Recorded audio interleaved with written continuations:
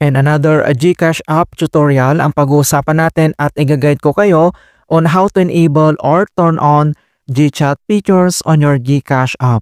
So ang GChat sa GCash app features na pwede ka na mag-send ng messages sa chat window directly sa GCash app mo.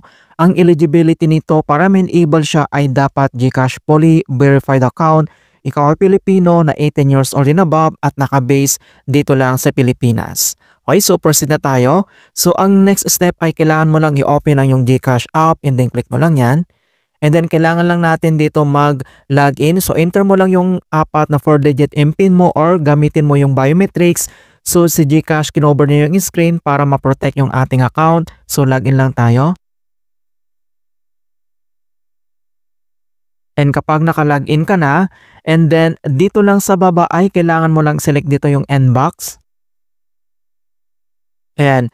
So, makikita mo kaagad dito yung chats beta. So, welcome to GChat. So, nandito na yung kanyang button para ma-enable natin dito. So, paano ba ito gamitin? Para magamit natin ang GChat features na ito ay dapat naka-enable din ang mga nasa contact list mo.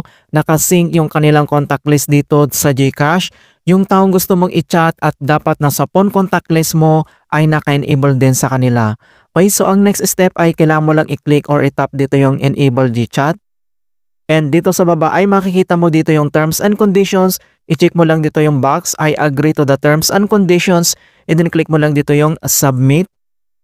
Ayan. So, automatic mga kaibigan na-enable na natin or naka-turn on na yung ating GChat. So, pwede ka na mag-start. Click mo lang dito yung start chat.